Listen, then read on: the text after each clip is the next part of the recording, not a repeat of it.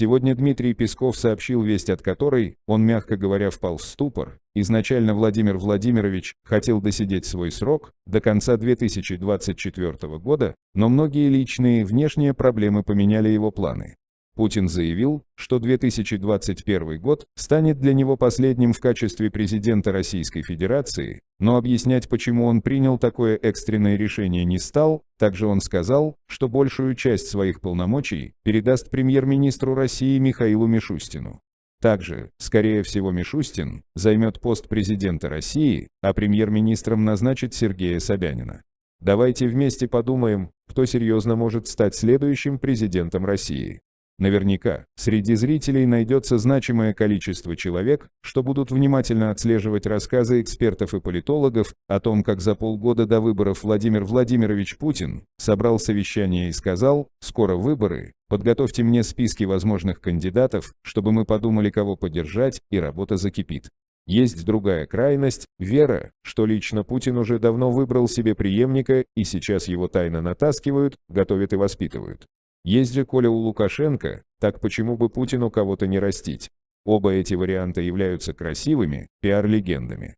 Потенциальных кандидатов в президенты уже начали готовить, но не лично Путин, а его вассалы, в меру своих разумений и имеющегося в наличии человеческого материала.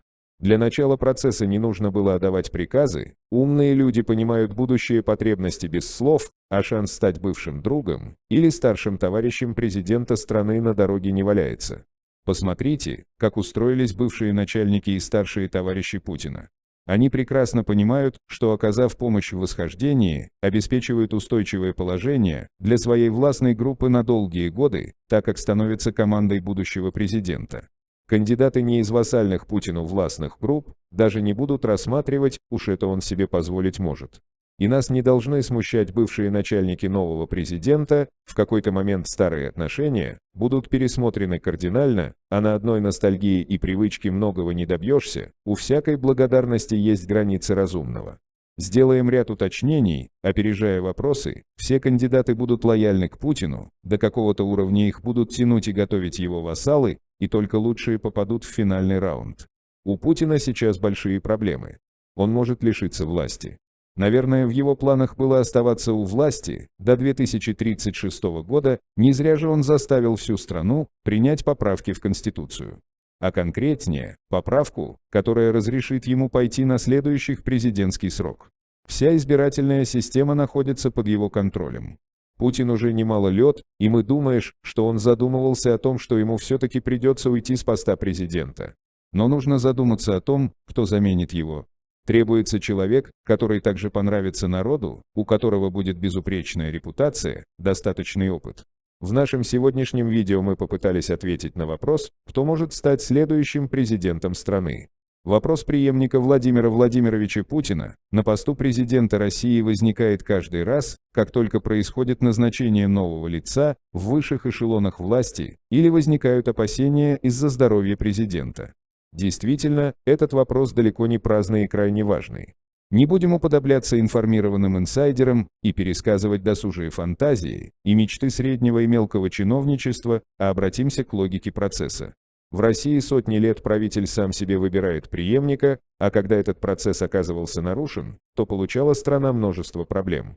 Хорошо это или плохо, я рассуждать сейчас не буду, не о том речь веду. Нас интересует другой вопрос, как будет проходить процесс выбора преемника и как нам заранее понять, кто претендует на пост главы государства, а кого неразумные политологи решили пропиарить. Видео не претендует на универсальность для всего мира и всех времен, в истории были различные прецеденты и исключения. Я четко описываю граничные условия, и в данном случае речь идет о выборе преемника в 2024 году, если до того момента не случится форс-мажора. В 2024 году будет выбор не проходной кандидатуры, как было в 2008, а полноценного преемника, человека, который на следующие 1,5 десятка лет возьмет управление страной на себя, не позволит сесть себе на шею и обеспечит преемственность элит. Людям, незнакомым с законами иерархии власти, может казаться, что любой из высших чиновников может претендовать на высший пост, а нет. Есть четкое понимание оптимального темпа карьеры, требование брать на себя ответственность и многое другое. Не будем углубляться в детали и описывать все возможные требования, просто покажем, как должна будет строиться карьера потенциального кандидата в преемники. Будущий президент должен идти по первым, руководящим позициям, он должен уметь и быть способным принимать решения, быть лидером и руководителем. Можно много рассуждать про личные особенности потенциальных кандидатов, про их чувство ответственности, ум, умение решать проблемы и так далее, но так как некоторые качества компенсируются хорошо подобранной командой, то не будем уходить в эти детали. Есть один важный нюанс: нельзя засиживаться на должности, даже если ты уже у самого верха.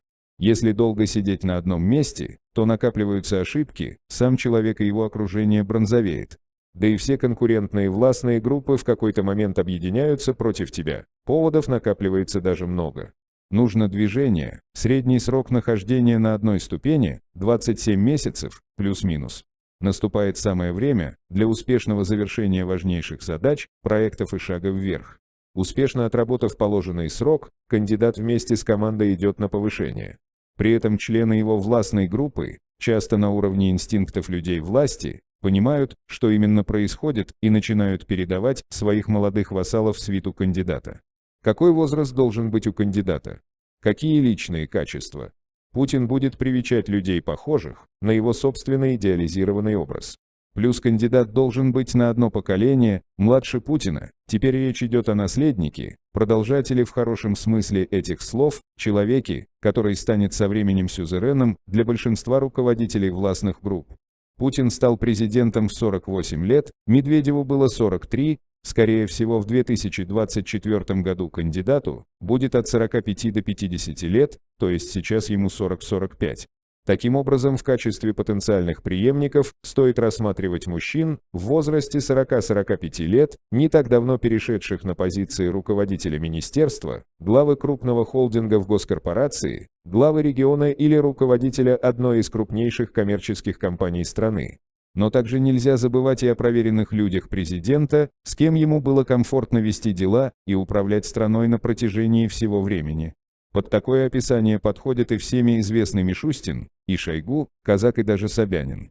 Потенциальные кандидаты на должность президента в 2024 году уже начали свое восхождение, их явно или неявно ведут отдельные, вассальные Путину, властные группы. На каждом этапе будут отсеивать неудачников и позволять немного потянуться отстающим, последнее для массовки и возможности выбора. Ну а ближе к финишу нас всех подготовят для правильного запихивания бумажек в урну, чтобы потом объявить, что народ свой выбор сделал и он верен, все равно никто считать не будет. Кандидат в президенты должен идти по главным, первым позициям, поступательно, успешно решая задачи, реализуя проекты и собирая команду. Около 2022 года успешные кандидаты в возрасте 43-47 лет займут должности главы или первых заместителей администрации президента или правительства. Вот их них и будет выбор. Ну а фальстарты нас не должны волновать, если только не будет форс-мажора.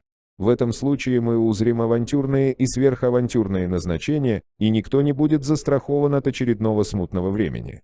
Дорогой зритель, спасибо, что досмотрел данный ролик до конца. Вы можете поддержать меня, поставив под него лайк и подписавшись на канал. Для меня это очень важно. Также я жду ваших комментариев по поводу того, кто же станет следующим правителем России. Спасибо за внимание и до новых встреч.